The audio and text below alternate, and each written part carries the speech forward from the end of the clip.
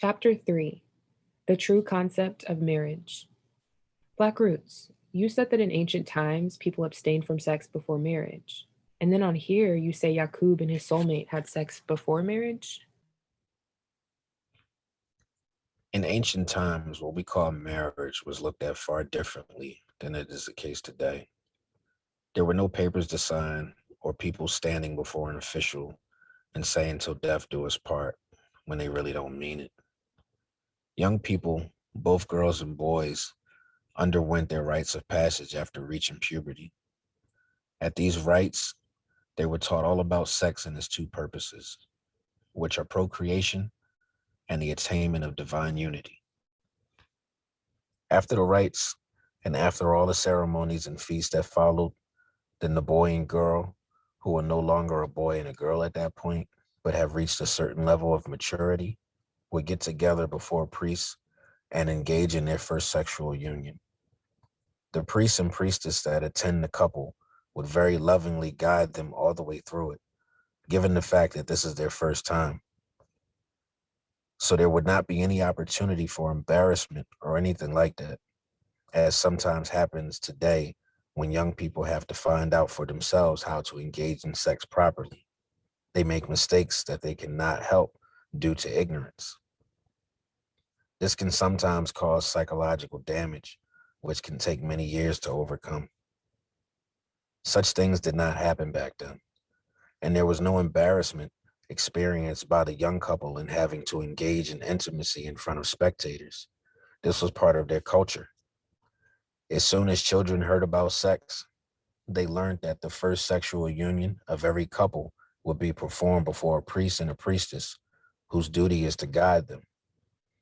There was not even the slightest sense of perversion that is seen today, where modern people associate such an activity with group sex or what they call orgies. They understood and accepted that fact that just as naturally as modern women accept the fact that their baby may be delivered by a man in a hospital in front of spectators. So the couple would then go ahead and engage in their first sexual union under those circumstances, guided all the way by the priest and priestess until they achieved divine unity of their minds at the moment of their physical climax. It did happen sometimes that they would not be able to attain divine unity the first time.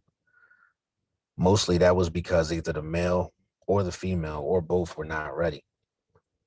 In that case, one or both of them would undergo further ritual education for another 3 or 4 months, or however long it took until the priests were sure that they were ready. Then they would engage one more time in their intimate union before the priest, and this time they would succeed. Their system of education was that good that if they failed the first time, which was rare, they would succeed the second time. At any rate, when that successful divine union occurs, that day is regarded as their day of marriage. They are legally married, to use a modern word. From that time on, meaning that what was separated at conception has now become united again, the wedding festival that follows months after that is simply an opportunity for the community to celebrate the first divine union of the couple. Every time that they re-celebrate their wedding day, whether it's their 10th anniversary or 20th or 50th, they are not celebrating the day of their wedding festival, but rather the day of their first divine unity, which is their first real marriage. That is how the ancients regarded marriage.